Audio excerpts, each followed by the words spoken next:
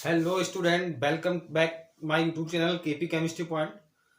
आज की क्लास में हम जो करने वाले हैं बहुत ही इम्पोर्टेंट टॉपिक करने वाले हैं। थोड़ी बड़ी क्लास होने वाली है जिसमें लगभग मैं जितने भी इम्पोर्टेंट टॉपिक हैं फिजिकल केमिस्ट्री में इंटरमीडिएट के यानी कि सॉलिड स्टेट है, ठीक है। और मैं आपको आज सॉलिड स्टेट पढ़ाने के बाद में फुल्ली सॉलिड स्टेट इस टॉपिक में आज क्लियर करने वाला हूँ इस क्लास में।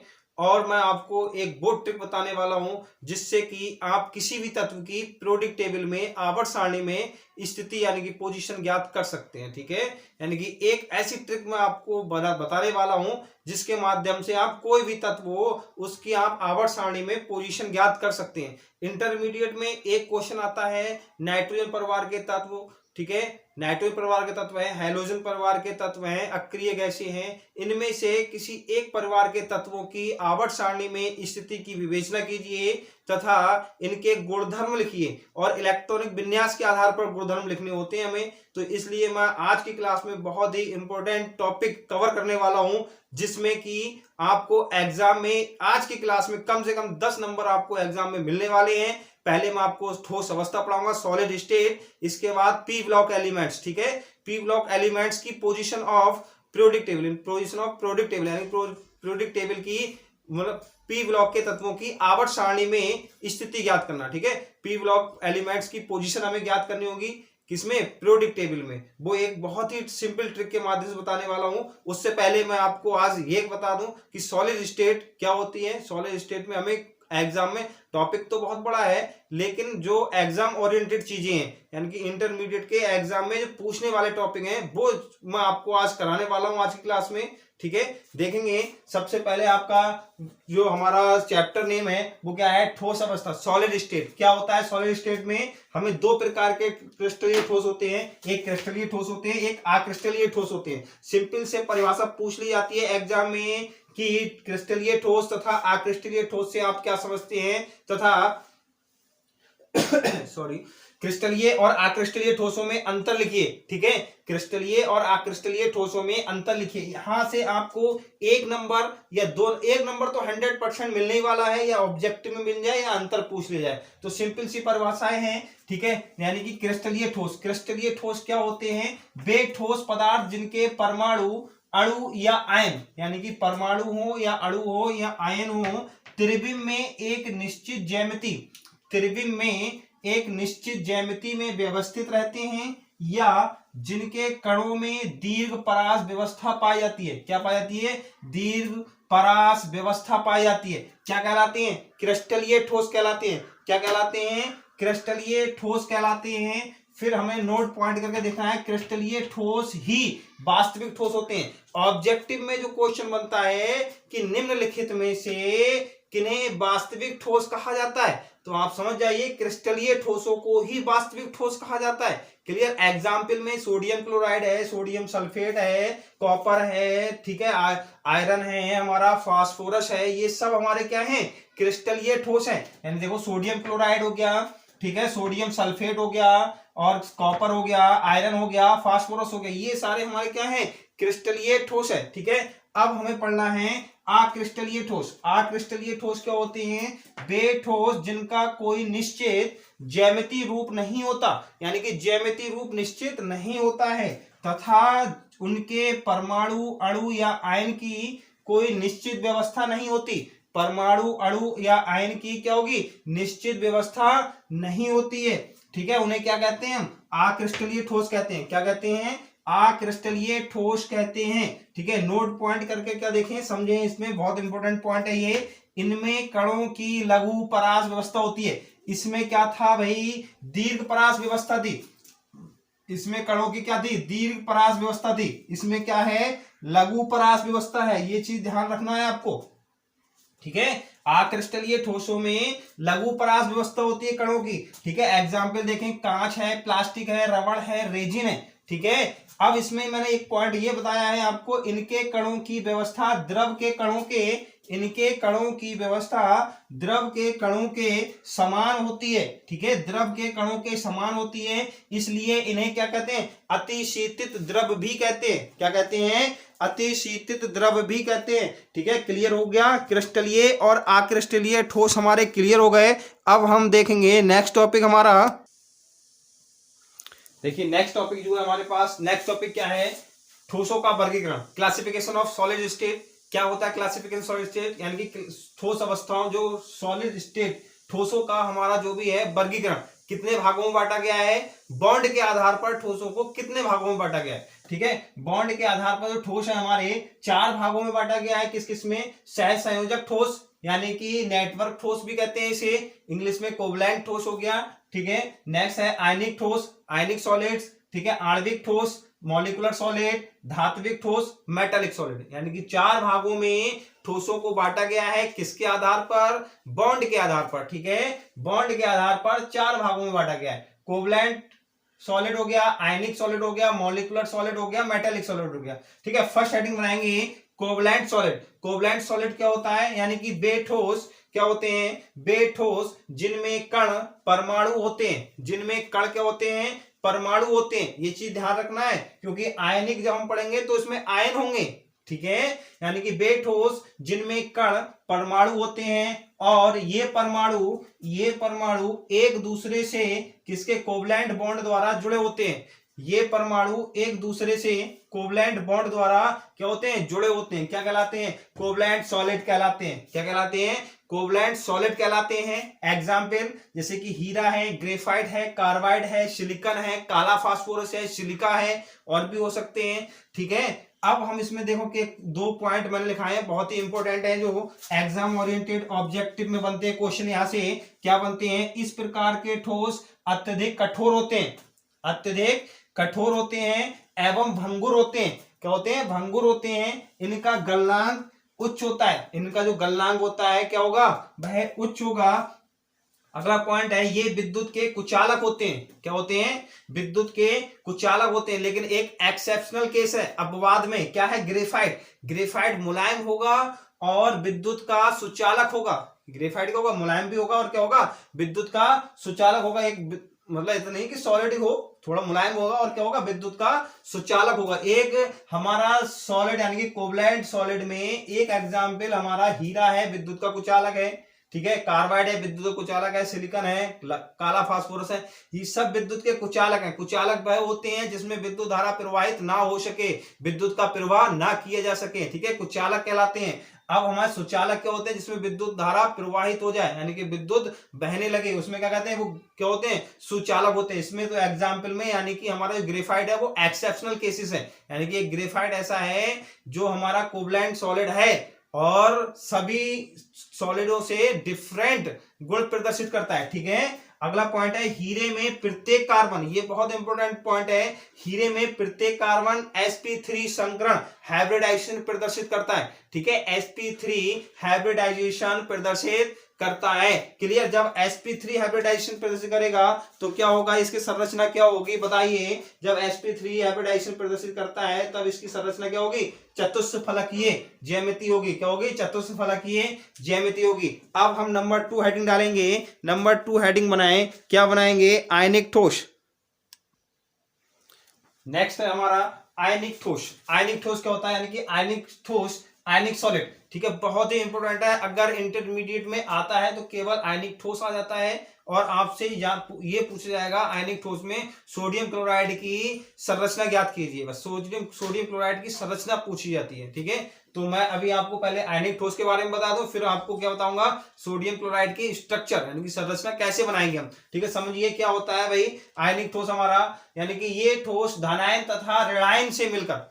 ठीक है, जब आयनिक ठोस है तो जाहिर सी बात है कि आयन होंगे, इसमें आयन होंगे कौन से, ये ठोस धनायन तथा ऋणायन से मिलकर बने होते हैं। इनमें प्रत्येक आयन अपने से विपरीत आयनों की निश्चित संख्या में घिरा होता है, यानी कि प्रत्येक आयन जो होगा अपने से विपरीत आयनों की एक निश्चित संख्या होगी, उनसे घिरा होता है। ठीक है, ठीक, अगला इसमें ये पॉइंट है, इनके गलनांक तथा क्वथनांक उच्च होते हैं। ये कठोर एवं भंगुर प्रकृति के होते हैं।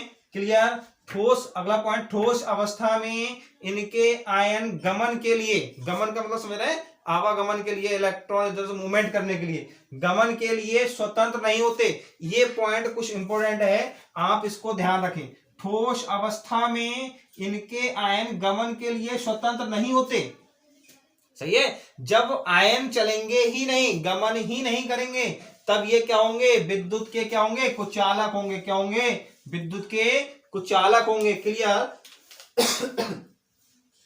क्या होंगे, विद्युत के कुचालक होते हैं। क्लियर हुआ। नेक्स्ट पॉइंट है हमारा गलित अवस्था में। अब हमें यह देखना है कि गलित अवस्था में तथा जलीय विलयन में इनके आयन क्या होंगे, गमन के लिए उत्तरदायी होंगे। गमन का मतलब मूवमेंट करेंगे। जब आयन मूवमेंट करेंगे किसमें, गलित अवस्था में, यानी कि जब पदार्थ हमारा यानी कि ठोस पदार्थ है वो पिघल जाएगा या फिर जल में घुल जाएगा, तो उस अवस्था में इनके आयन क्या होंगे, मूवमेंट करेंगे, गति करेंगे। जब गति करेंगे तब क्या होगा भाई, ये विद्युत के क्या होंगे, चालक होंगे। क्या होंगे, विद्युत के चालक होंगे। ये चीज ध्यान रखना है, गमन के लिए उत्तरदायी होते हैं और ये क्या करेंगे, विद्युत के चालक होते हैं। और यहां लिख लेंगे, और ये विद्युत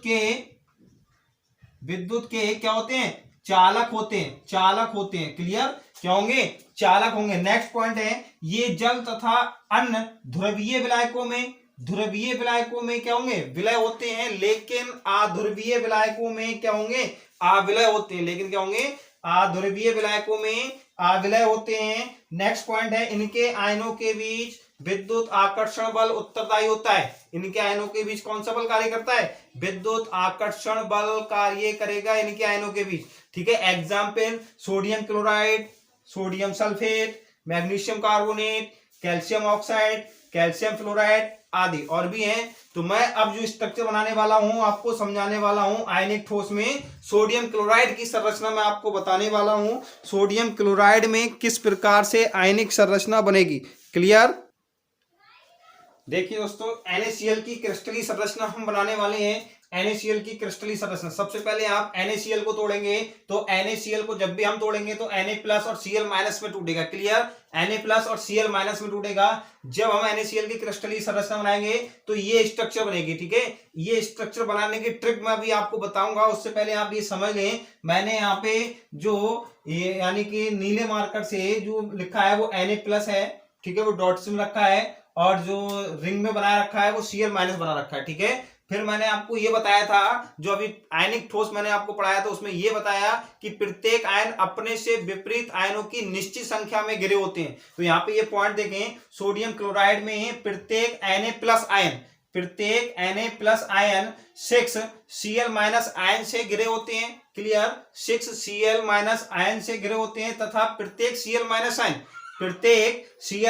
आयन 6 Na+ आयन से घिरा होता है। प्रत्येक Cl- आयन किससे घिरा होता है, 6 Na+ आयन से घिरा होता है। ठीक, अगला पॉइंट फिर हमने ये बताया आपको कि इन आयनों के बीच विद्युत आकर्षण बल कार्य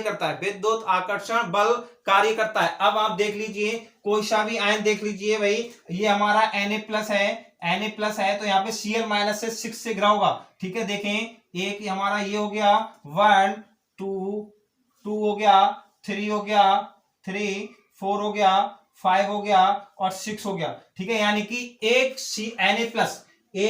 Na+ कितने 6 Cl- आयनों से घिरा होता है। इसी प्रकार से कोई सा भी आप Cl- आयन ले लीजिए, वो कितने से घिरा होगा, 6 Na+ से घिरा होगा। अब ये स्ट्रक्चर देख लीजिए भाई, यहाँ पे जब भी आप ये स्ट्रक्चर बनाएंगे तो यहाँ पे देखो स्टेप से ये जो हमारी एक लाइन खींची हुई है, इसमें एक छोड़कर एक समान आयन समान पास में नहीं रखे जाएंगे। जैसे कि यहाँ पे हमारा ये Cl- आयन है, Cl- आएगा, फिर प्लस Na+ आएगा, फिर Cl- आएगा। ठीक है, अब हमारा Cl- से स्टार्ट हुआ था, तो अब यहाँ पर Cl- नहीं आएगा, यहाँ क्या आएगा, Na+ आएगा। यहाँ पर Na+, Cl- Na+, अब Na+ हो गया तो यहाँ पे क्या आएगा, Cl- आएगा, Cl- Na+, Cl-। अब जब ये बात समाप्त हो गई तो तुरंत आप यहाँ पे देखें, जब यहाँ पर हमारा क्या है, Cl- दे रखा है, तो अब यहाँ पे Cl- नहीं होना चाहिए, यहाँ पे क्या आएगा, Na+ आएगा। तो Na+, Cl- Na+। ठीक है, अब यहाँ पे आप समझ रहे हैं, जब Na+ हो गया तो यहाँ पे नीचे Cl- आएगा। देख लीजिए, Cl-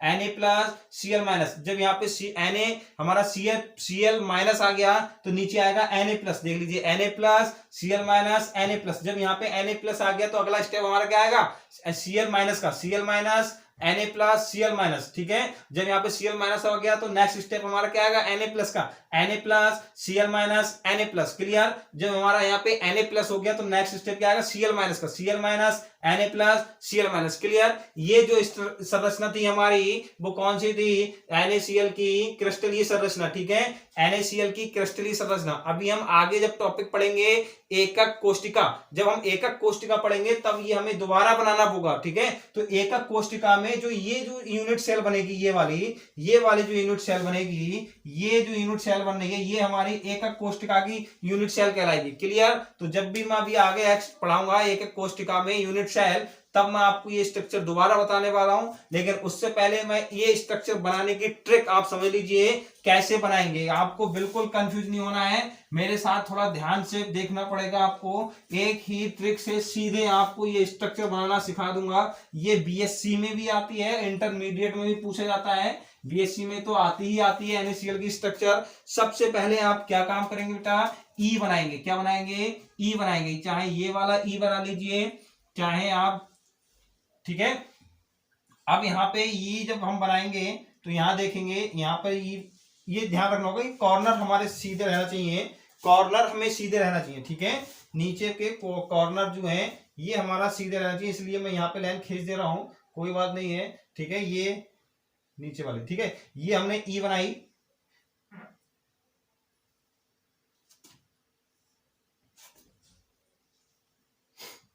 ठीक है, ये हमने क्या बनाएंगे, ई बनाएंगे। ठीक, एक लाइन और खींच लीजिए, एक ई हमने और बनाई। ठीक है, 3 ई हमें बनाना होगा, 3 ई हमने बना ली भाई।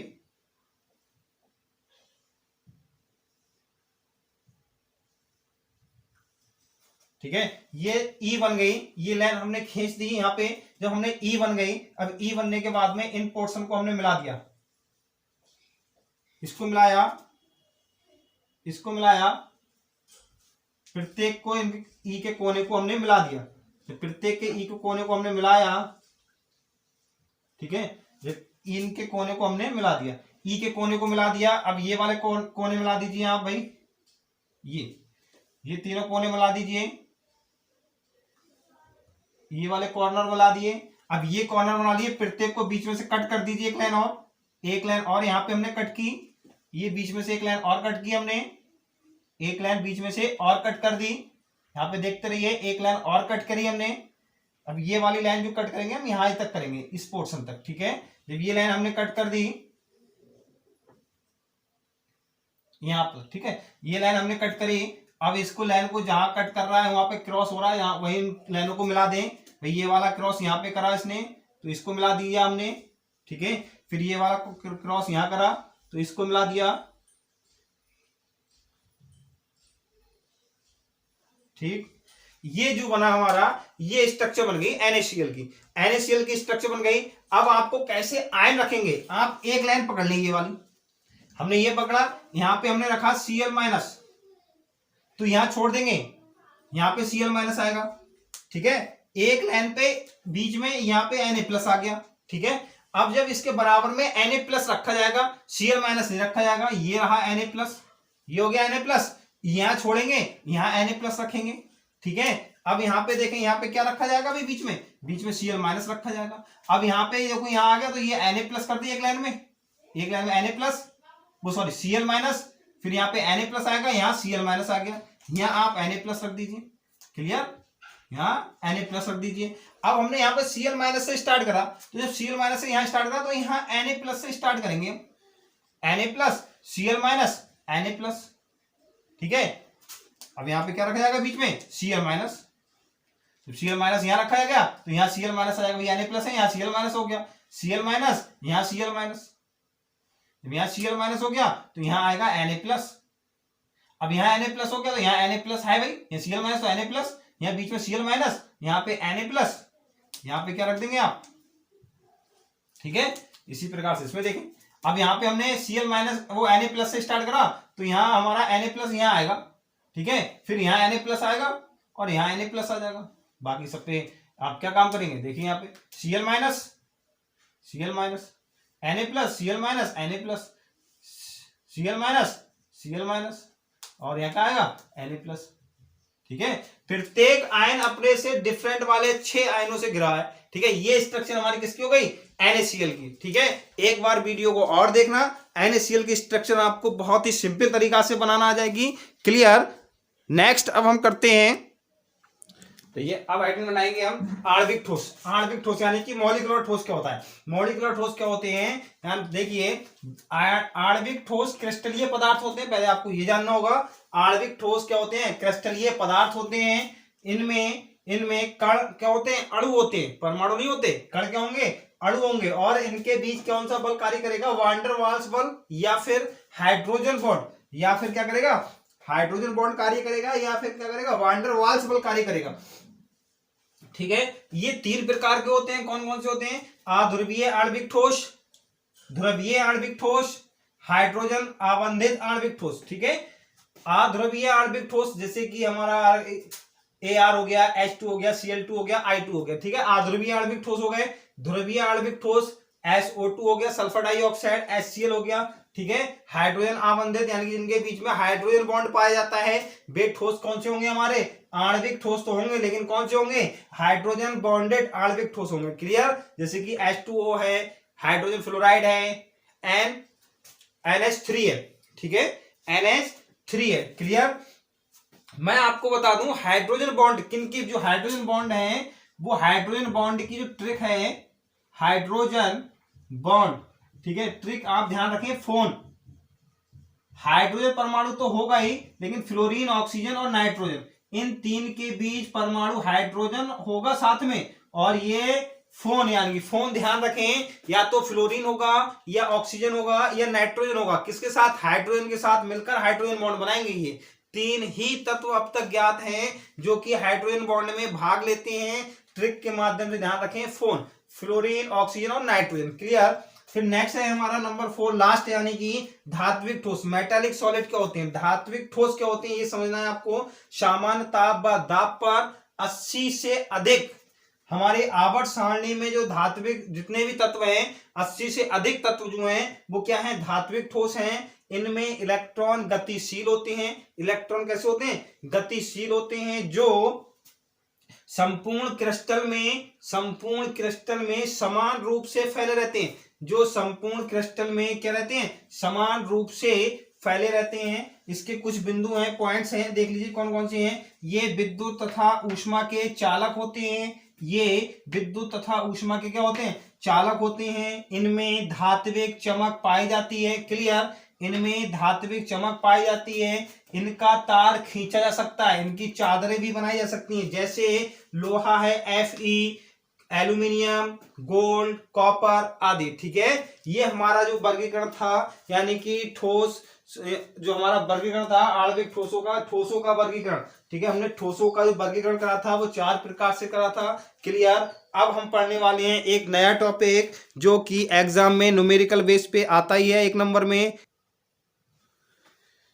नेक्स्ट टॉपिक है हमारे पास, यानी कि एकक कोशिकाएं, यूनिट सेल। यूनिट सेल से 1 नंबर में कोई भी डेफिनेशन पूछी जाती है, कितने प्रकार की होती है, यूनिट सेल होती क्या है। अभी जैसे कि मैंने आपको NaCl की क्रिस्टलीय संरचना बताई थी, उसमें जो मैंने बताया था कि संपूर्ण क्रिस्टल का जो एक छोटी सी इकाई जो उसको शो करती है, उसको क्या कहते हैं, यूनिट सेल कहते हैं। देखिए क्या होती है यूनिट सेल, क्रिस्टल जालक का वह छोटे से छोटा भाग जो संपूर्ण क्रिस्टल का प्रतिबिंब हो। क्रिस्टल जालक का वह छोटे से छोटा भाग जो संपूर्ण क्रिस्टल का क्या हो, प्रतिबिंब हो, एकक कोशिका या इकाई सेल कहलाता है। एकक कोशिका या इकाई सेल कहलाता है। ठीक है, इसकी डेफिनेशन क्या है भाई, संपूर्ण क्रिस्टल संरचना की वह छोटी से छोटी इकाई, संपूर्ण क्रिस्टल संरचना की वह छोटी से छोटी इकाई जो विभिन्न दिशाओं में समान रूप से बार बार दोहराने पर क्रिस्टल संरचना को उत्पन्न कर देती है। किसको कर देती है, क्रिस्टल संरचना को उत्पन्न कर देती है। क्या कहलाती है, यूनिट सेल, यानी कि एकक कोशिका हमारी कहलाती है। जैसे कि ये स्ट्रक्चर है भाई यूनिट सेल की, यानी ये जो हमारी जो NaCl की स्ट्रक्चर हमने बनाई थी उसकी संपूर्ण संरचना का प्रतिबिंब है, एक छोटा सा प्रतिबिंब है, यानी कि ये संपूर्ण क्रिस्टल संरचना को दर्शाएगी। तो इसको क्या कहेंगे हम, यूनिट सेल कहेंगे। क्लियर। अब यूनिट सेल के प्रकार, टाइप्स ऑफ यूनिट सेल कितने प्रकार की होती है भाई, मेनली 2 प्रकार की होती है टाइप्स ऑफ यूनिट सेल, यानी कि सरल एकक कोशिका और केंद्रित एकक कोशिका। सरल एकक कोशिका यानी कि सिंपल यूनिट सेल, क्या हो गया, सिंपल यूनिट सेल। केंद्रित एकक कोशिका centred unit cell. Clear. Simple और सेंटर्ड, सिंपल और सेंटर्ड, यानी कि सेंटर्ड को हमने 3 भागों में बांटा है। कौन कौन सी, फलक केंद्रित एकक कोशिका यानी कि FCC, face centred unit cell, face centred unit cell, फलक केंद्रित एकक कोशिका FCC। नंबर 2 है हमारी काय केंद्रित एकक कोशिका, body centred unit cell BCC। ठीक है। आधार केंद्रित एकक कोशिका, बेस सेंटर्ड यूनिट सेल। ठीक है, तीनों प्रकार की हो गई हमारी, जिसमें सबसे ज्यादा पूछी जाती है FCC और BCC। FCC का मतलब face centred unit cell, BCC का मतलब body centred unit cell. Clear. अब हम हेडिंग बनाएंगे सरल एकक कोशिका। क्या बनाएंगे, सरल एकक कोशिका। सरल एकक कोशिका क्या होती है, समझ लीजिए भाई। सरल एकक कोशिका यानी कि वह कोशिका, यानी कि वह एकक कोशिका जिसमें अवयवी कण यानी कि अणु परमाणु या आयन, अणु परमाणु या आयन यूनिट सेल के 8 कोने पर उपस्थित होती हैं। क्या कहलाती है हमारी, सरल एकक कोशिका कहलाती है, सरल एकक कोशिका कहलाती है। क्लियर। सरल एकक कोशिका कहलाती है। हेडिंग बनाएंगे सरल एकक कोशिका। हेडिंग बनाना है आपको नंबर A, सरल एकक कोशिका, सरल एकक कोशिका यानी कि simple unit cell, simple unit cell क्या होती है भाई, वह एकक कोशिका, लिखें वह एकक कोशिका जिनमें अणु परमाणु या आयन 8 कोनों पर होते हैं, 8 कोनों पर स्थित होते हैं, 8 कोनों पर उपस्थित होते हैं, 8 कोनों पर पाए जाते हैं। क्या कहलाती है, सरल सिंपल यूनिट सेल कहलाती है। क्लियर। सेल कहलाती है, सिंपल यूनिट सेल कहलाती है। क्लियर। सिंपल यूनिट सेल कहलाती है, 8 कोनों पर पाए जाते हैं, सिंपल यूनिट सेल कहलाती है। जैसे देखिए भाई एग्जाम्पल देखेंगे, ये हमारी कोई भी यूनिट सेल है, देख लीजिए बनाने की टेक्निक कैसे बना रहे हैं हम। यूनिट सेल है, ये यूनिट सेल हो गई, ठीक है, ये यूनिट सेल है। तो इसमें जो एकक कोशिका है, इसमें परमाणु अणु या आयन किस पे, 8 कोनों पर उपस्थित होंगे, 8 कोनों पर उपस्थित होंगे। तो ये क्या कहलाएगी हमारी, क्या कहलाएगी, सरल एकक कोशिका। क्या कहलाएगी, सरल एकक कोशिका। क्लियर। क्या कहलाई, सरल एकक कोशिका कहलाई। ठीक है। अब नंबर B हेडिंग बनाएंगे, नंबर B केंद्रित एकक कोशिका, केंद्रित एकक कोशिका। ठीक है, यानी कि सेंटर्ड यूनिट सेल्स। ठीक है, क्या होती है सेंट्रल यूनिट सेल, यानी कि वह एकक कोशिका जिनमें 8 कोनों के साथ साथ, 8 कोनों के साथ साथ अन्य कोनों, 8 कोनों के साथ साथ अन्य स्थान पर भी उपस्थित हो, अन्य स्थान पर भी उपस्थित हो। लिखेंगे वह एकक कोशिका, वह एकक कोशिका, वह एकक कोशिका वह एकक कोशिका जिनमें अणु, परमाणु या आयन कोनों के साथ साथ अन्य स्थान पर भी उपस्थित हो क्या कहलाता है? केंद्रित एकक कोशिका, सेंटर्ड यूनिट सेल कहलाती है। ठीक है, सेंटर्ड यूनिट सेल कहलाती है। क्लियर? सेंटर्ड यूनिट सेल यानी कि एकक कोशिका में हमने केंद्रित एकक कोशिका जो थी हमारे 3 भागों में हमने बताई थी। फलक केंद्रित एकक कोशिका यानी कि फेस सेंटर्ड यूनिट सेल, काय केंद्रित एकक कोशिका बॉडी सेंटर्ड यूनिट सेल, तीसरी थी आधार केंद्रित एकक कोशिका यानी कि base centred unit cell. Clear? जिसमें फलक केंद्रित और काय केंद्रित बहुत ही इंपॉर्टेंट है, समझ लीजिए। फलक केंद्रित एकक कोशिका क्या होती है? वह एकक कोशिका जिनमें अणु, परमाणु या आयन 8 कोनों के साथ साथ प्रत्येक फलक के केंद्र पर उपस्थित हो। क्या हो? प्रत्येक फलक के केंद्र पर उपस्थित हो, यानी कि 8 कोनों पर तो उपस्थित हैं, लेकिन प्रत्येक फलक के केंद्र पर भी उपस्थित हैं। तो इस प्रकार की जो यूनिट सेल कहलाएगी वो क्या कहलाएगी? Face centred unit cell. Clear? क्या कहलाएगी? Face centred unit cell. फिर नंबर 2 है हमारे पास, यानी कि काय केंद्रित एकक कोशिका। इसे शॉर्ट में एफसीसी भी कहते हैं भाई, face centre unit cell, FCC. बहुत पूछा जाता है एफसीसी से आप क्या समझते हैं? तो face centred unit cell. Clear? फिर दूसरा है हमारा काय केंद्रित एकक कोशिका, बॉडी सेंटर्ड यूनिट सेल। ठीक है, बॉडी सेंटर्ड यूनिट सेल वह एकक कोशिका जिनमें अणु, परमाणु या आयन 8 कोनों के साथ कोशिका के केंद्र पर भी उपस्थित हो। क्या कहलाती है? काय केंद्रित एकक कोशिका यानी कि body centred unit cell, BCC कहलाती है। क्लियर? यहाँ पे देखें 8 कोनों के साथ पर उपस्थित है, लेकिन जो मेन है हमारा केंद्र के सेंटर्ड भी उपस्थित है। तो ये जो हमारी क्या कहलाई? हमारी काय केंद्रित एकक कोशिका। क्लियर? नेक्स्ट नंबर 3 है आधार केंद्रित एकक कोशिका यानी कि बेस सेंटर्ड यूनिट सेल। ठीक है, ये क्या होती है? यानी कि वह एकक कोशिका जिनमें अणु, परमाणु या आयन 8 कोनों के साथ साथ दो समांतर फलकों के केंद्र पर, यानी कि समांतर, चाहे आप यहाँ आधार समांतर ले लीजिए, चाहे ये समांतर ले लीजिए, दोनों समांतर फलकों के केंद्र पर उपस्थित होंगी।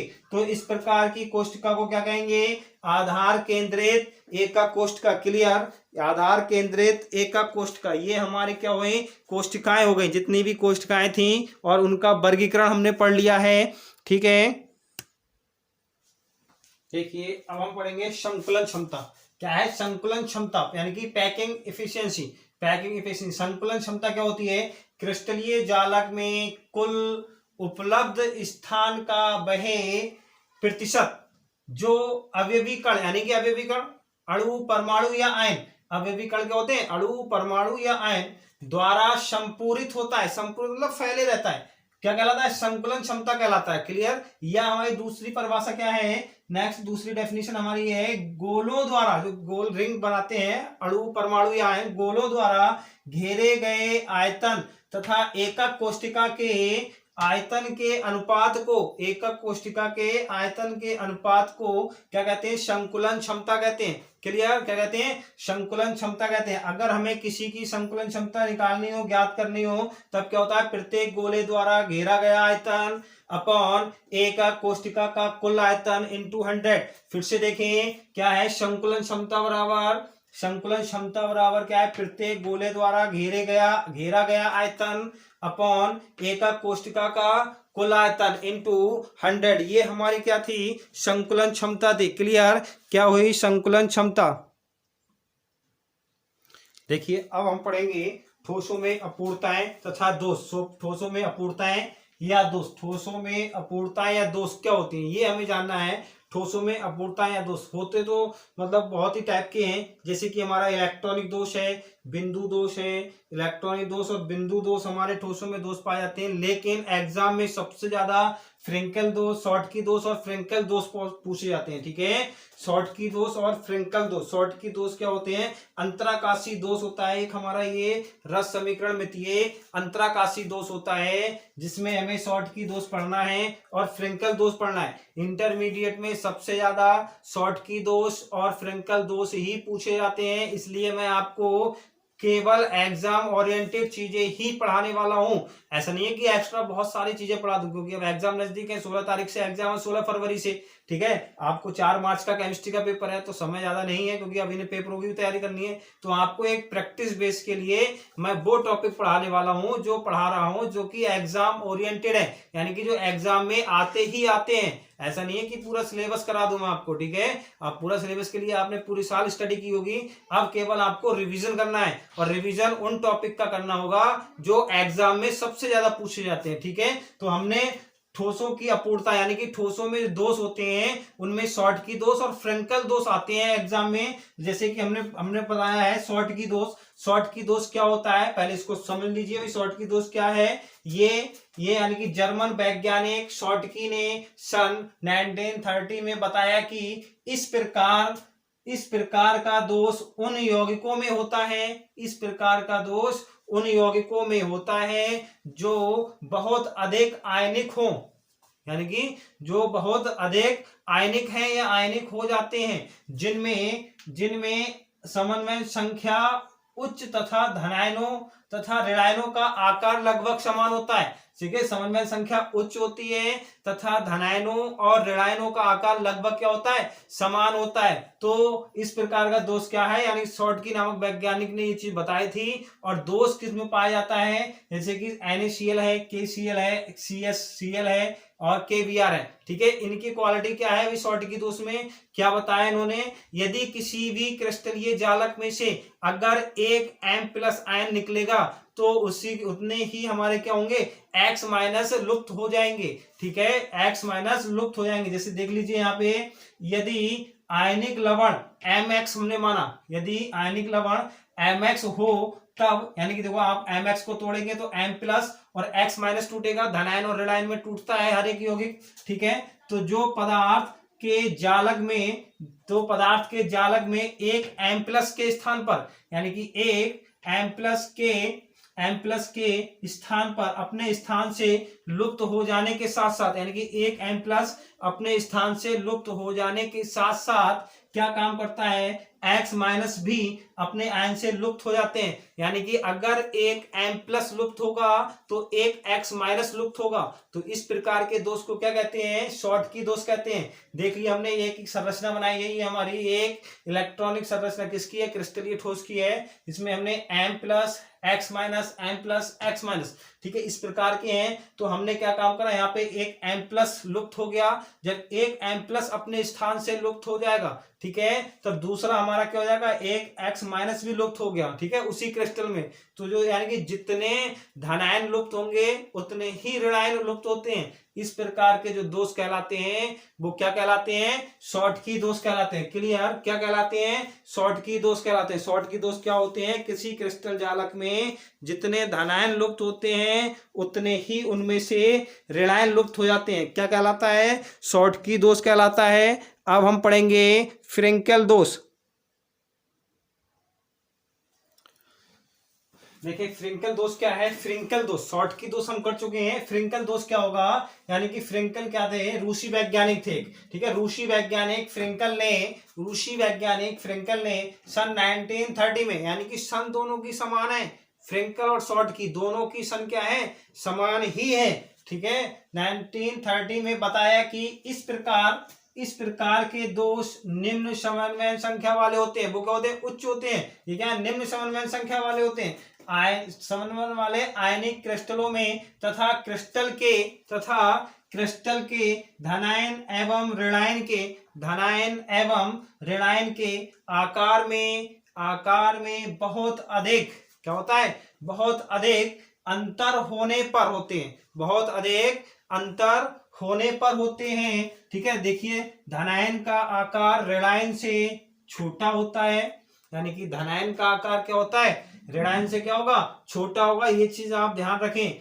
इसमें इस दोष में क्या होगा, धनायन का आकार ऋणायन से क्या होता है, छोटा होगा। ठीक है, अतः छोटा धनायन जालक में, छोटा धनायन जालक में, छोटा धनायन जालक में क्या होगा भाई, यहाँ पे एम, ठीक है, छोटा धनायन जालक में अपने निश्चित स्थान को छोड़कर, अपने निश्चित स्थान को छोड़कर क्या अंतराकाश में चला जाता है, निश्चित स्थान को छोड़कर। अच्छा, धनायन ने ही स्थान क्यों छोड़ा, क्योंकि धनायन का आकार क्या है, छोटा है, इसलिए धनायन अपने स्थान से अपना स्थान छोड़ देता है। ठीक है, चला जाता है और कहा जाएगा, अंतराकाश में चला जाता है और अपना स्थान खाली छोड़ देता है, जहां पर क्या हो जाता है, होल हो जाता है, छिद्र हो जाता है। तब इस प्रकार के दोष को क्या कहेंगे, फ्रिंकल दोष कहेंगे। क्या कहेंगे, फ्रिंकल दोष कहेंगे। देखिए ये एक मैंने एक जालक बनाया है जिसमें एम एक्स हमारा एक कोई भी हमारा क्रिस्टल जालक होता है जिसमें एम प्लस और एक्स माइनस होते हैं। इसमें मैंने बताया कि m का यानी कि धनायन का जो आकार होता है ऋणायन से छोटा होता है, इसलिए यहाँ पे जो m प्लस था हमारा ये अपने स्थान से अंतराकाश में यहाँ पर चला गया, यहाँ पर चला जाता है और यहाँ पे एक रिक्त स्थान हो जाता है। इस प्रकार के दोष को क्या कहते हैं, फ्रिंकल दोष कहते हैं। क्लियर, क्या कहा भाई, इस प्रकार के दोष को फ्रिंकल दोष कहा। शॉर्टकी दोष में फ्रिंकल दोष में अंतर कितना है, शॉर्टकी दोष में जितने धनायन लुप्त होंगे उतने ही जितने धनायन लुप्त होंगे उतने ही ऋणायन लुप्त होंगे। यानी कि अगर एक m प्लस लुप्त हो रहा है अपने स्थान से तो अब एक ऋण यानी कि x माइनस भी लुप्त होगा।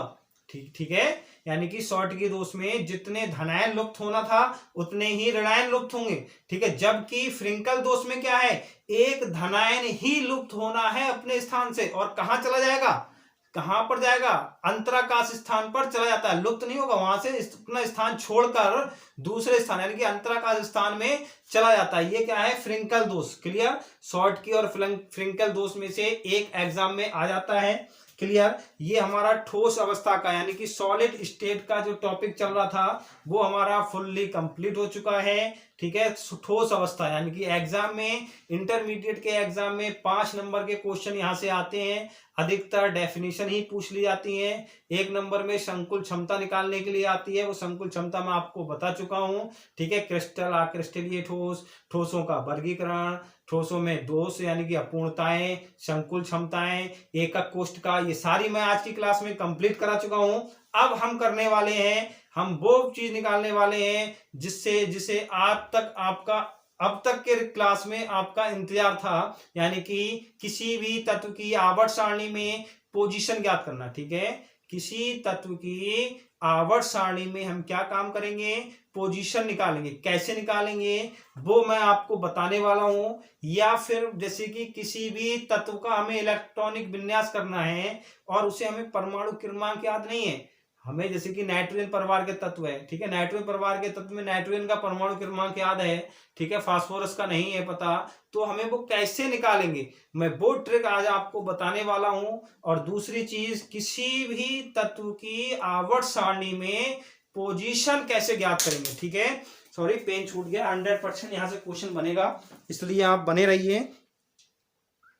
ठीक है, हमारे साथ बने रहना। ठीक, अब देखेंगे, हेडिंग बनाएंगे, किसी तत्व की आवर्त सारणी में पोजीशन ज्ञात करना। क्लियर, किसी भी तत्व की आवर्त सारणी में पोजीशन ज्ञात करना, उसको समझने के लिए आपको जानना होगा ऑफ-बाउ नियम क्या होता है सब। ठीक है, ऑफ-बाउ नियम, ऑफ-बाउ प्रिंसिपल, जब तक हम ऑफ-बाउ प्रिंसिपल नहीं समझेंगे तब तक हमें किसी तत्व की आवर्त सारणी में पोजीशन नहीं ज्ञात की जा सकती। ठीक है, नहीं समझ पाएंगे हम।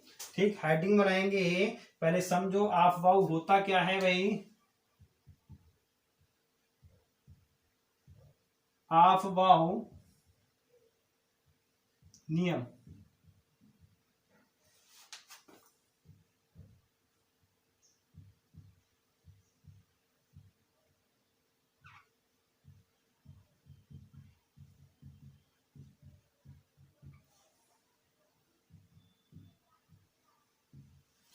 ऑफबाउ प्रिंसिपल हमें पढ़ना है। क्या पढ़ना है? ऑफबाउ प्रिंसिपल। क्लियर? ऑफबाउ प्रिंसिपल क्या होता है ये हमें जानना है।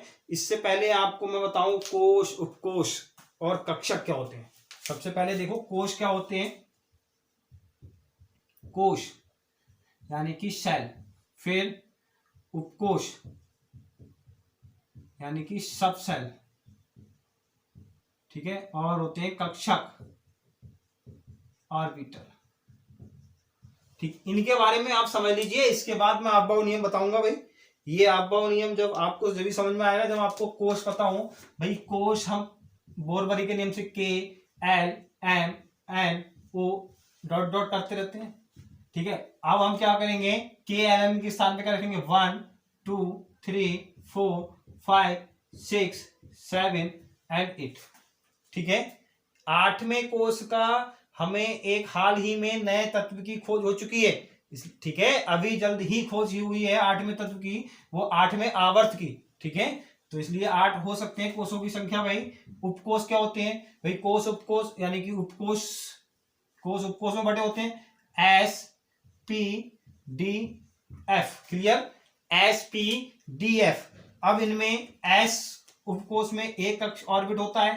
ठीक है, पी में 3 ऑर्बिट होते हैं और डी में 5 ऑर्बिट होते हैं और एफ में बेटा 7 होते हैं।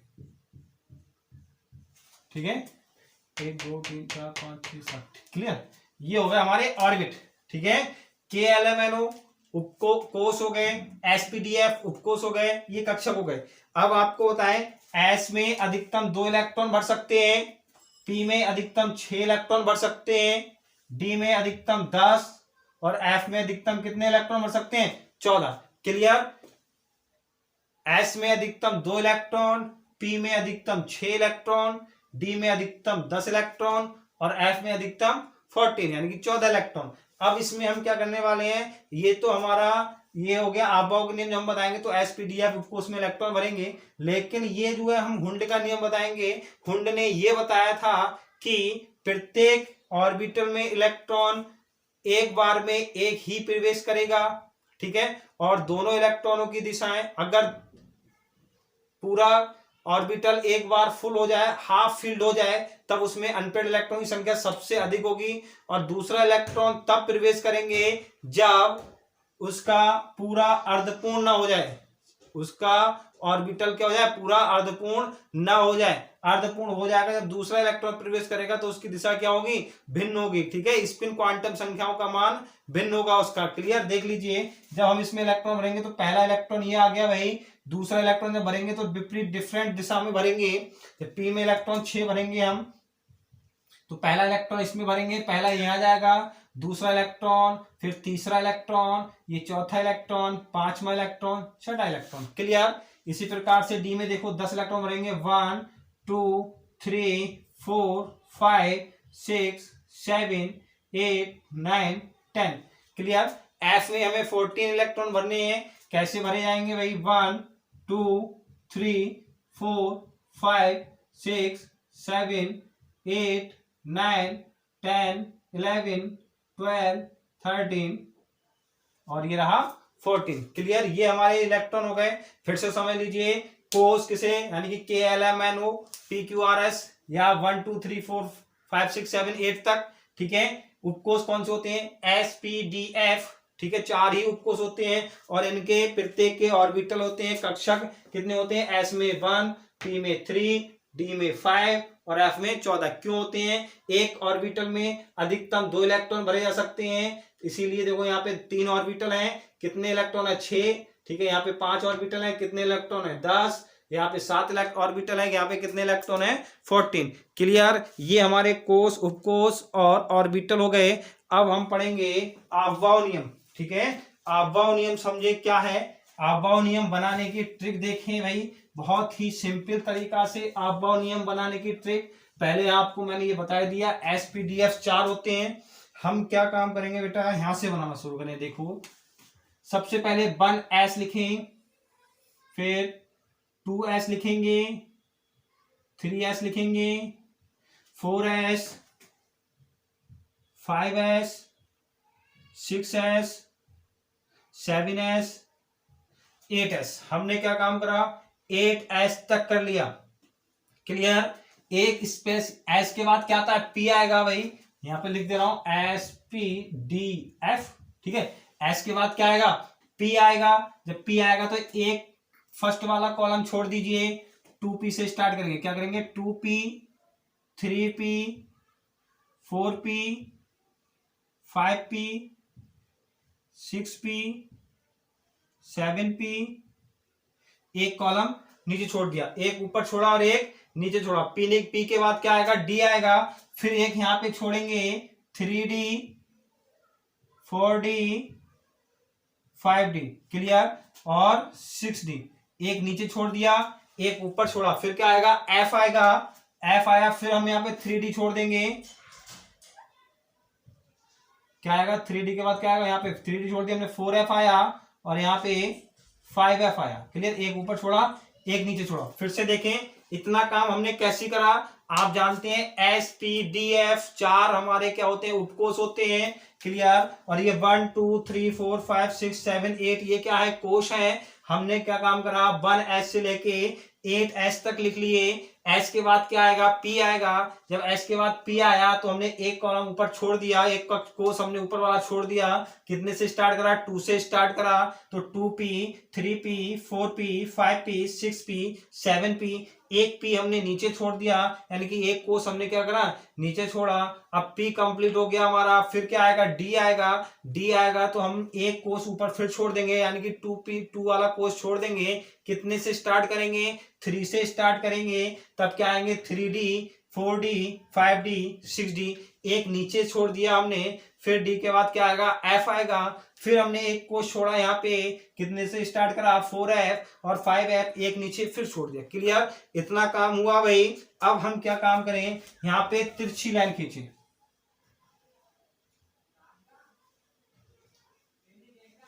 ये देखिए, यहाँ पे ये लाइन खींचे, जैसे हम खींच रहे हैं।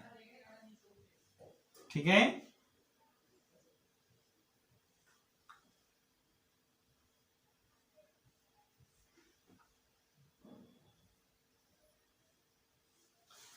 ठीक, इस टाइप से हो गया। अब ये लाइन खींचने के बाद में, जैसे कि आबवाव क्या है, एक जर्मन भाषा का शब्द है जिसका काम होता है रचना या निर्माण करना। ये तो सब मतलब पुरानी बातें हैं, आप सब जान चुके होंगे, अच्छी तरीके से जानते हैं। हमें मेनली यहाँ पे पूरा ये प्रिंसिपल डेरिवाइव यार सिद्धांत प्रूफ करके नहीं दिखाना ना बताना है, केवल आपको ये बनाना सिखाना था मुझे, और इलेक्ट्रॉनिक विन्यास करके करना सिखाना है। क्योंकि इंटरमीडिएट में जब तक आपको आबवाव नियम बनाना नहीं आएगा, तब तक आप किसी का भी इलेक्ट्रॉनिक विन्यास नहीं कर सकते भाई। एस हमारा पी ब्लॉक एलिमेंट्स हैं, डी ब्लॉक एलिमेंट्स हैं, एफ ब्लॉक एलिमेंट्स हैं सिलेबस में। अब डी एफ का इलेक्ट्रॉनिक विन्यास बिना आबवाव नियम की सहायता से आप नहीं कर सकते, ये चीज ध्यान रखें। ठीक है। अब हम क्या काम करेंगे, ये जो इलेक्ट्रॉन है यहां से चलना प्रारंभ करेगा, ये इलेक्ट्रॉन। ठीक है, इलेक्ट्रॉन यहां से चलना प्रारंभ करेगा, यहां वापस आ जाएगा निकल के। एक चीज ध्यान रखना, ये हमारा प्रवेश द्वार है। क्या है, प्रवेश द्वार। हमेशा प्रवेश हमें ऊपर से मिलेगा। ठीक है, यहाँ पे एक्सिट हो जाएगा, ये क्या हो जाएगा, एग्जिट हो जाएगा। एग्जिट हो जाएगा, हमें यहां से निकलेंगे, यहां से प्रवेश करेंगे। ये चीज ध्यान रखें, ये सब हमारे प्रवेश द्वार हैं, यहां से एग्जिट द्वार हैं। कभी भी आप एंट्री मारेंगे तो इस वाले गेट से ही एंटर होंगे, यहां से एंटर नहीं होना है। कभी आप इलेक्ट्रॉन यहां से एंटर कर दें, हमें इलेक्ट्रॉन को यहां से एंटर नहीं कराना है। यहां से वापस आए, फिर हमें यहां से निकल गए भाई, क्योंकि ये जो मिलेगा हमें यहां से घूम के आना पड़ेगा एंटर दोबारा लेने के लिए। ठीक है, एंट्री दोबारा लेने के लिए हमें यहां से निकलनी पड़ेगी। इसी प्रकार से यहाँ पे सब में इस प्रकार से ये एंट्री हमें दोबारा से यहीं से मिलेगी, ऊपर से। ठीक है, नीचे हमें एंट्री नहीं मिल सकती, तो इसलिए यहाँ पे इलेक्ट्रॉन ऊपर से ही प्रवेश करेगा। सभी में इलेक्ट्रॉन यहीं से प्रवेश करेंगे। देख लीजिए, यहाँ से मैं बना दे रहा हूँ डॉटेड डॉट करके, हमें नीचे से एंट्री बिल्कुल भी नहीं मिलने वाली। ठीक है, यहां से क्लियर। अब यहां पर ये ठीक इलेक्ट्रॉन यहां से प्रवेश करेगा बेटा। ठीक है, इलेक्ट्रॉन कहां से प्रवेश करेगा, यहां से, यानी कि इलेक्ट्रॉन निम्न ऊर्जा स्तर से उच्च ऊर्जा स्तर की ओर प्रवेश करता है। इलेक्ट्रॉन निम्न ऊर्जा स्तर से उच्च ऊर्जा स्तर की तरफ प्रवेश करता है, यानी कि इलेक्ट्रॉन सबसे पहले किस में जाएगा बेटा, 1s में, फिर किस में जाएगा, 2s में, फिर किस में गया, 2p में, ठीक है, फिर किस में गया, 3s में, क्लियर, फिर किस में गया, 3p में, फिर किस में जाएगा देखिए, 4s में, ठीक है, फिर किस में जाएगा, 3d में,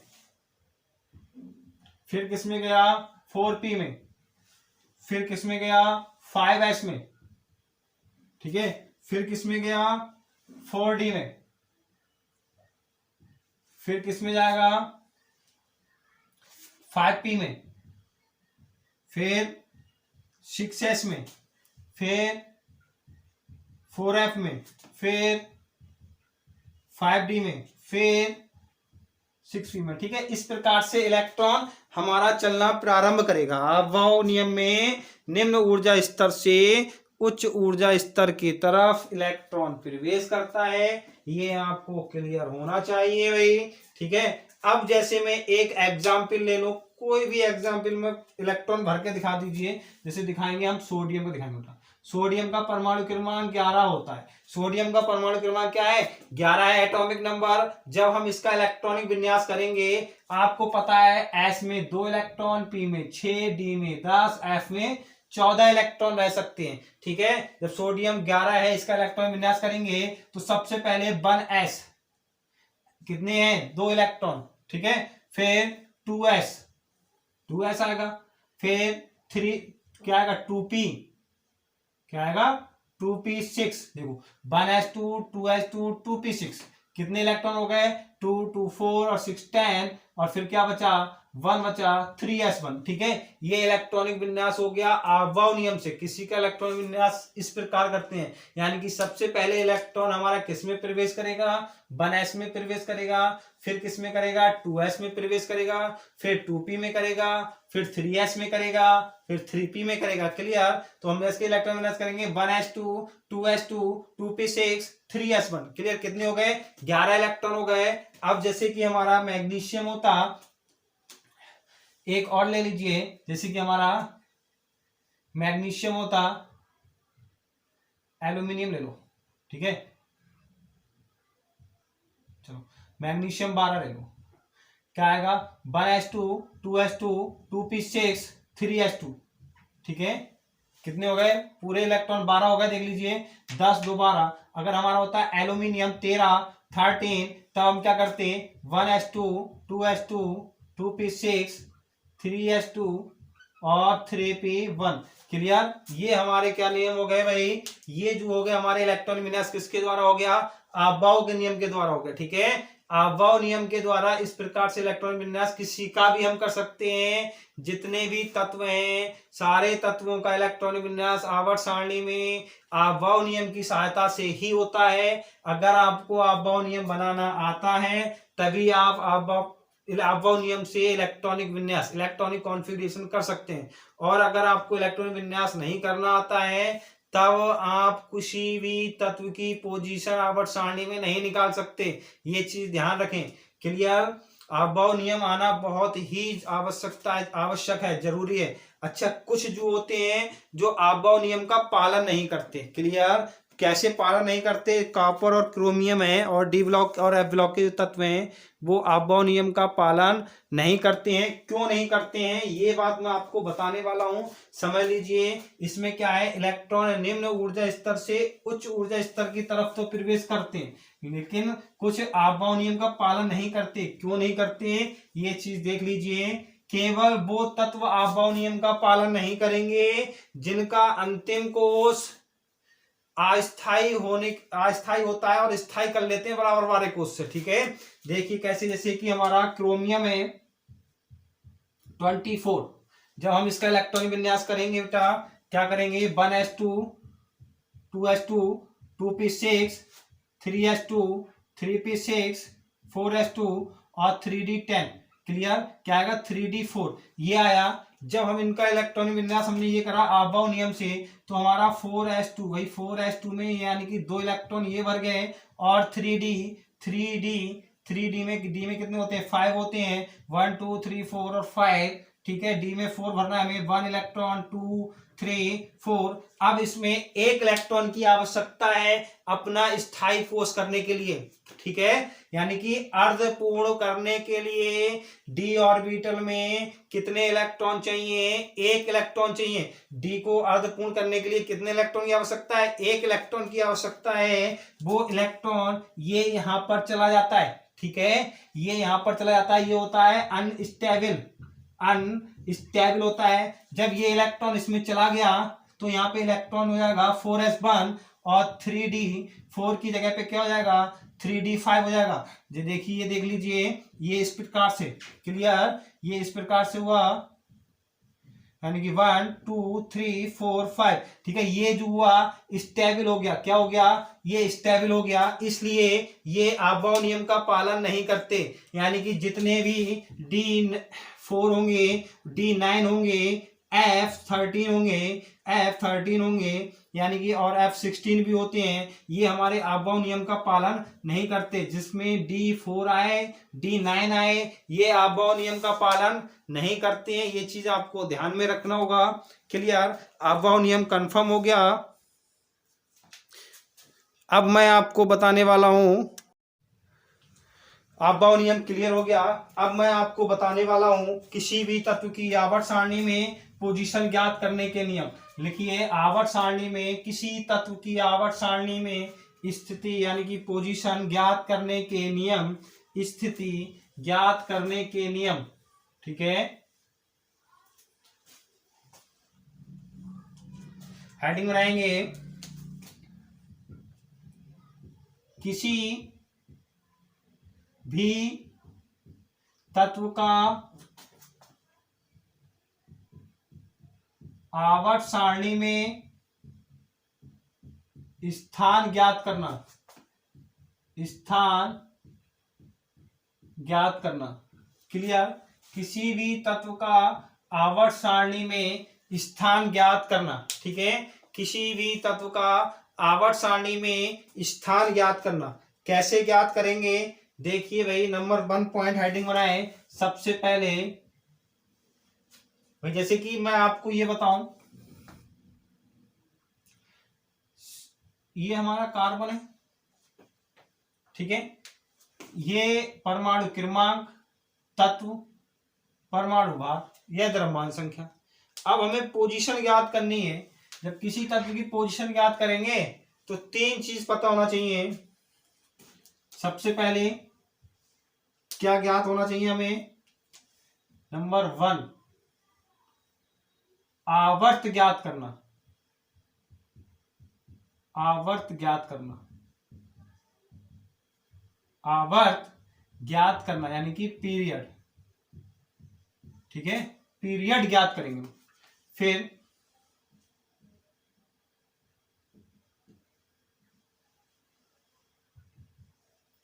ग्रुप ज्ञात करना, ग्रुप ज्ञात करना, ठीक है, यानी कि वर्ग। ग्रुप को क्या कहते हैं, वर्ग कहते हैं। ब्लॉक ज्ञात करना, ब्लॉक ज्ञात करना, ठीक है, यानी कि किस ब्लॉक का तत्व है, एस ब्लॉक, पी ब्लॉक या डी ब्लॉक, ठीक है। ये चीज हमें ज्ञात करना होगी, ठीक। अब इसमें फर्स्ट हेडिंग बनाए आवर्त ज्ञात करना, ठीक है। फर्स्ट क्या बनाएंगे, आवर्त ज्ञात करना। कैसे लिखेंगे भाई, आवर्त ज्ञात करने के लिए लिखिए,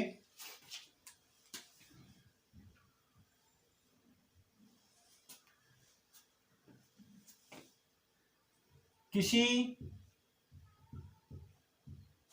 तत्व का इलेक्ट्रॉनिक विन्यास करते समय, किसी तत्व का इलेक्ट्रॉनिक कॉन्फ़िगरेशन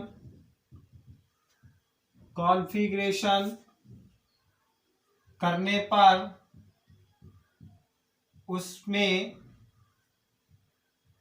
उसमें उपस्थित अंतिम कोश की संख्या, अंतिम कोश की संख्या उस तत्व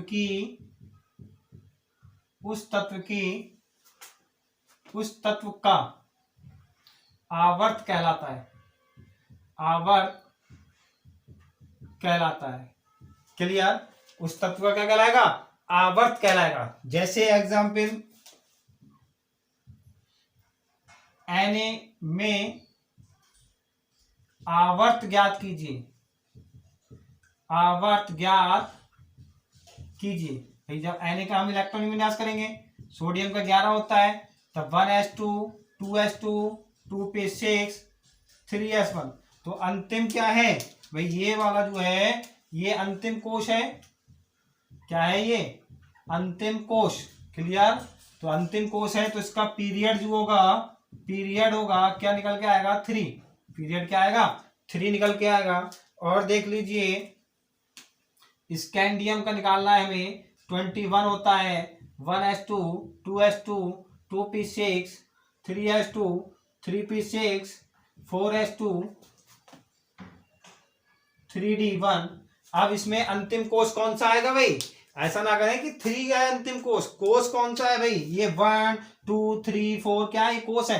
तो अंतिम कोश हमारा ये 4 होगा। जब अंतिम कोश 4 होगा तो इसका पीरियड जो निकलेगा, ठीक है? समझिए हमने क्या ज्ञात कर लिया था भाई? अभी आवर्त ज्ञात करना सीख लिया था। आवर्त ज्ञात करने के बाद में हम ज्ञात करना सीखेंगे किसी भी तत्व का ग्रुप ज्ञात करना। ग्रुप कैसे ज्ञात करेंगे? अकॉर्डिंग टू इलेक्ट्रॉनिक विन्यास। इलेक्ट्रॉनिक विन्यास के आधार पर हमें किसी तत्व का क्या ज्ञात करना है बेटा? ग्रुप ज्ञात करना है। तो ग्रुप हम कैसे ज्ञात करेंगे? ध्यान रखें, सबसे पहले हमने क्या काम करा? एस में S1 में इलेक्ट्रॉन S1 होता है, फिर S2 होगा, फिर P1 होगा, यानी कि पहले S में इलेक्ट्रॉन प्रवेश करेंगे, S1 S2, ठीक है? फिर हमने P लिखा, P1 P2 P3 P4 P5 P6, ठीक है? अब P समाप्त हो गया, फिर क्या आएगा? D होगा। तो D1 से स्टार्ट करेंगे, D1 D2 D3 D4 D5 D6 D7 D8 D9 D10। Clear? ये हमारे क्या हो गए भाई? इलेक्ट्रॉनिक विन्यास हो गए S और D तक। क्लियर? अब हम इसमें लिखेंगे वर्ग, यानी कि ग्रुप, सॉरी वर्ग नहीं, हाँ वर्ग या ग्रुप एक ही चीज है। हमने क्या लिखा? ग्रुप लिखा या वर्ग लिखा। तो क्या लिखेंगे? फर्स्ट ए से स्टार्ट करा हमने, first A third A, first A second A third A fourth A fifth A 6A 7A और 0। क्लियर? ये हमारे क्या हो गए? पूरे क्या हो गए? वर्ग हो गए। ठीक है? जब हम डी में जब पहुंचेंगे तो डी में क्या स्टार्ट करेंगे? थर्ड बी से स्टार्ट करना है हमें, ये चीज ध्यान रखना है।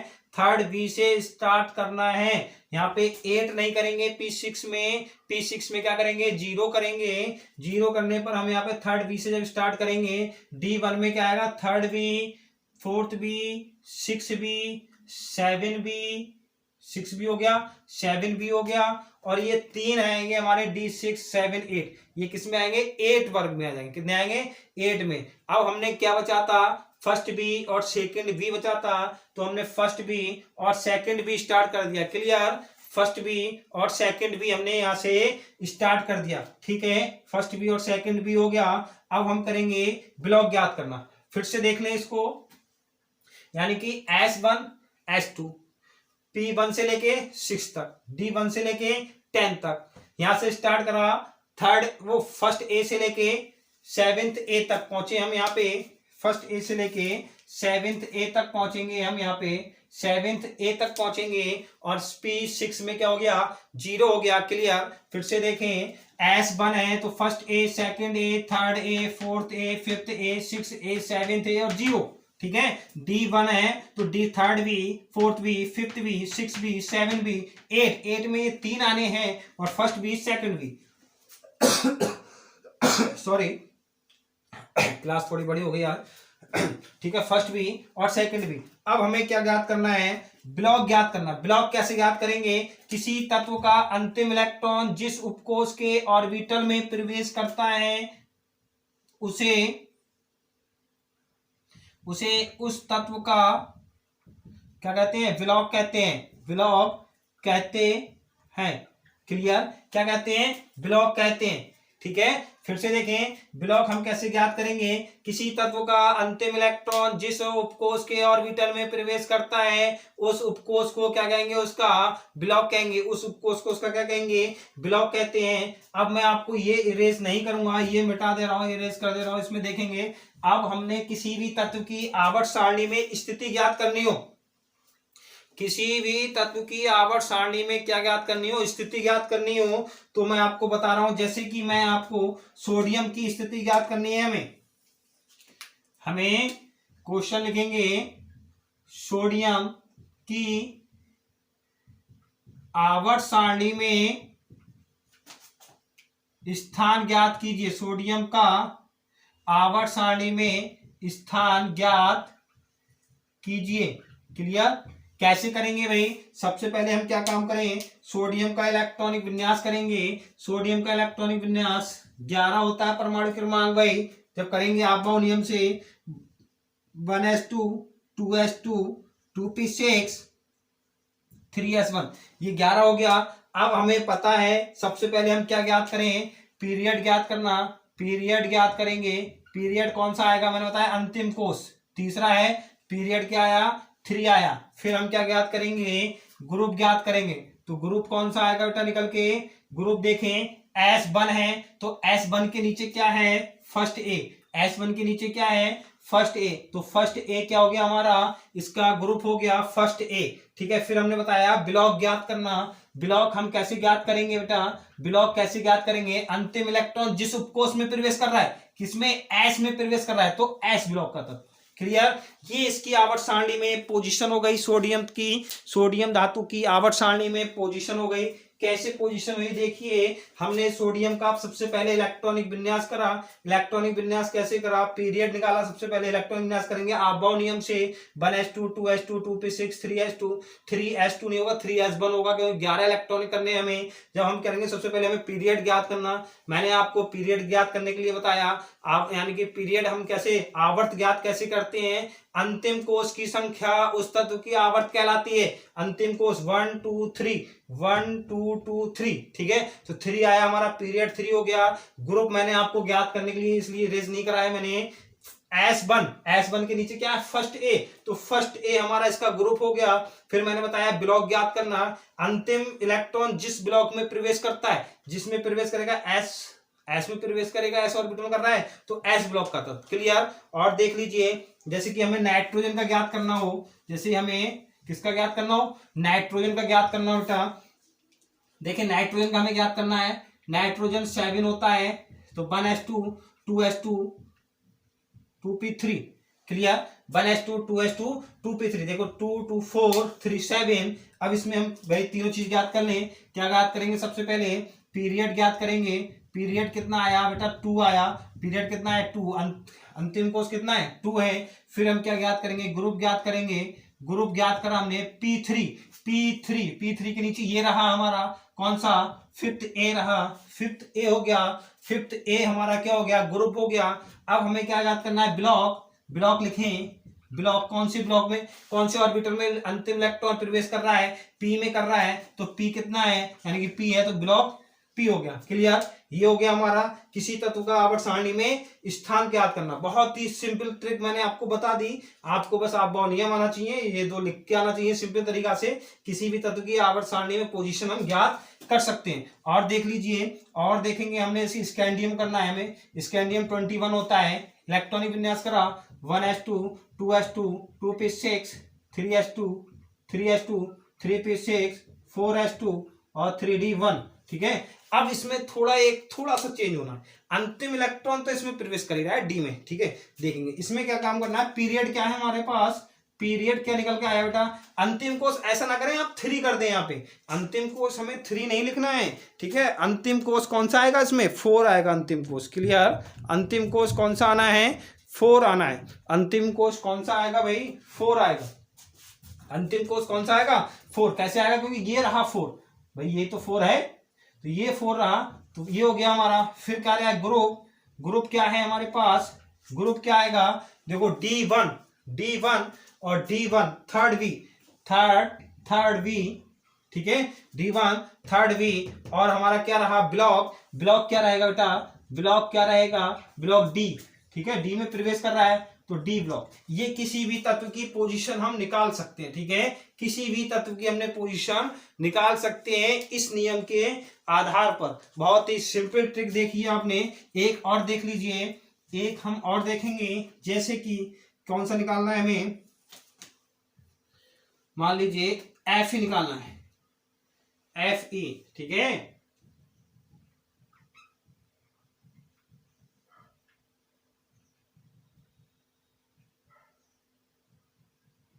ठीक है, एफ ई कितना होता है, 26 होता है। इलेक्ट्रॉन विन्यास करेंगे 1s2 2s2 2p6 3s2 3s2 3p6 3p6 4s2 और 3d6।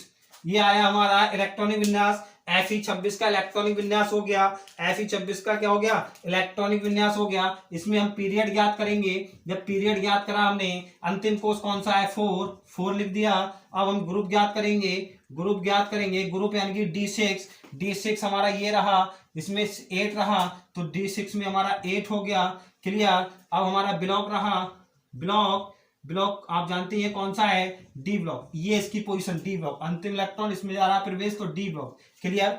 ये हमारी किसी भी तत्व की पोजीशन ज्ञात करना हो गई। अब अगर आपको एग्जाम में कोई सा भी, चाहे नीट का एग्जाम हो, जेई का एग्जाम हो, कोई भी कंपटीशन हो, A to Z किसी तत्व की पोजीशन हम इसके तरीका से, इस रूल्स के माध्यम से बहुत आसान तरीके से ज्ञात कर सकते हैं, ठीक है।